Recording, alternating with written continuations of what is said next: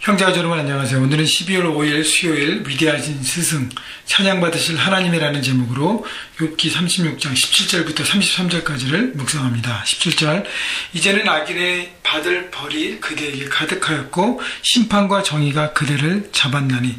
자, 엘리후도 언뜻 들어보면 욥의 세 친구처럼 욥에게 너가 죄 때문에, 당신이 죄 때문에 징계와 벌과 심판이 임하게 돼서 그것을 받아들이고 바라봐야 한다고 얘기합니다.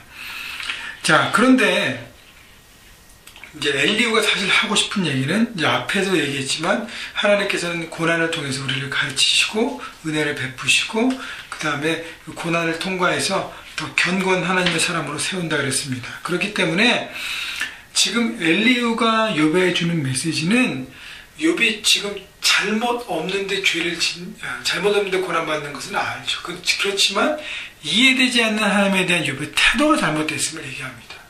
그래서 하나님에 대해서 나는 죄가 없는데 이렇게 무의미한 고난을 받고 있고 하나님이 잘못됐고 하나님이 침묵하시고 하나님이 지금 뭔가 실수하고 계신다는 욥의 마음이 교만의 죄로 가득 찼다는 것입니다. 교만. 내가 하나님을 잘 모른다고 해서 이해 안 된다고 해서 하나님이 잘못됐다는 것은 교만한 태도라는 것이, 그 교만을 회개하고 돌이키고 하나님 앞에 피조물인 인간, 죄인된 인간의 모습으로 서야 함을 엘리후는 강조하고 있습니다. 자, 그래서 18절부터 고난의 때 이유 없는 고난을 받아도 고난의 때 우리가 하나님의 자녀라면 어떻게 이 모든 것들을 해야 될 것인가 욥에 대해서 얘기하면서 그대는 분노하지 않도록 조심하며 화를 내지 말아야 된다는 것이, 원망과 불평하지 말라는 것입니다. 이해되지 않는다고 해서 왜 다른 사람은 저렇게 되고 나만 이렇게 할까? 원망과 불평하지 말라고 얘기하고요. 많은 뇌물이 그대를 그릇된 길로 가게 할까 조심하라. 그러니까 내가 재정적인 능력이 있고 여러 가지 지혜가 있고 지식이 있고 세상적인 위치가 있다고 해서 그것으로 모든 것을 해결하려고 할 수 없다는 것을 깨달으라는 것이죠. 19절 그대의 부르짖음이나 그대의 능력이 어찌 능히 그대가 공고한 가운데도 그대를 유익하게 하겠느냐. 다시 얘기하면 그런 불평과 또 그대가 욥이 갖고 있는 어떤 그런 능력들이 이 모든 것을 풀어주지 못한다는 것입니다. 20절 그대는 밤을 사모하지 말라. 인생들이 밤에 그들이 있는 곳에서 끌려가리라. 밤은 어둠을 얘기하고요. 어둠은 악한 영이 지배하는, 다스리는 것입니다. 그렇기 때문에 하나님의 뜻과 생각을 붙잡지 않고 어둠에 자기 것을 맡기고 거기서 잘못된 삶을 선택하지 말라는 것이죠. 21절 삼가 악으로 치우치지 말라. 그대가 환난보다 이것을 택하였느니라. 악으로 치우치지 말라는 것은 선함으로 내가 고난을 받고 안 되니까 나는 그럼 이걸 포기해야겠다 하고 하나님 대신 다른 악한 길로 선택하지 말라는 것이죠. 하나님만 온전히 의지하고 붙으라는 것입니다. 22절 하나님은 그의 권능으로 높이 계시나니 누가 그같이 교훈을 베풀겠느냐. 자, 하나님이 전능하신 하나님, 그 앞에 누가 하나님이 잘못했다고 가르칠 수 있느냐는 것이죠. 23절 누가 그를 위하여 그의 길을 정하였느냐. 누가 말하기를 주께서 불의를 행하셨다 할 수 있으랴. 누가 하나님에 대해서 하나님 잘못됐습니다, 이건 하나님 잘못됐습니다 라고 완벽하신 선하신 창조주께 얘기할 수 있겠냐는 것이죠. 24절 그들은 하나님께서 하신 일을 기억하고 높이라. 잊지 말지니라.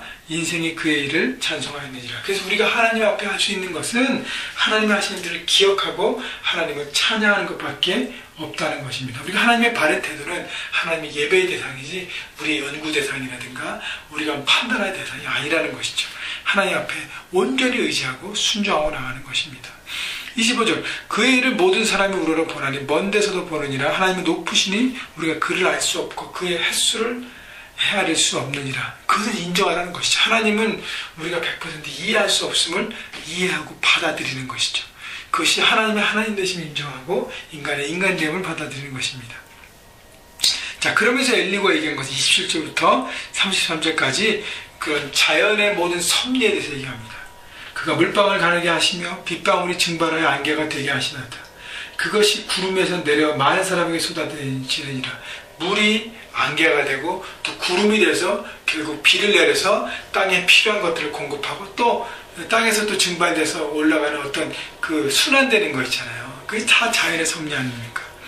겹겹이 쌓인 구름과 그의 장막의 우레소리를 누가 능히 깨달으랴. 구름과 번개와 천둥과 그 모든 것들, 자, 그래서 마지막 32절, 33절. 그가 번갯불을 손바닥 안에 넣으시고 그가 번갯불을 명령하다 관용을 치시도다. 그 우리가 다가오는 폭풍을 알려주니 가축들도 다 그 다가오면 아느니라.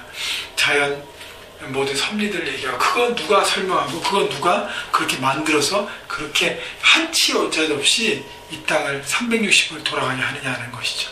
여러분, 그렇기 때문에 하나님의 하나님 되심을 바라보고 우리는 하나님 우리의 믿음에 대해서 행위를 고백하고 날마다 전적인 신뢰 가운데 나가야 할 것입니다. 여러분, 오늘도 삶 가운데 여러 가지 어려운 문제들과 고난을 만날 때 여러분 하나님의 올바른 태도를 통해서 그 모든 것을 돌파하고 늘 하나님 앞에 동행하시면서 그분의 뜻 가운데 살아가시고 그래서 결국 축복된 형통한 삶을 누리시는 여러분 모두가 되시기를 주님의 이름으로 축원합니다.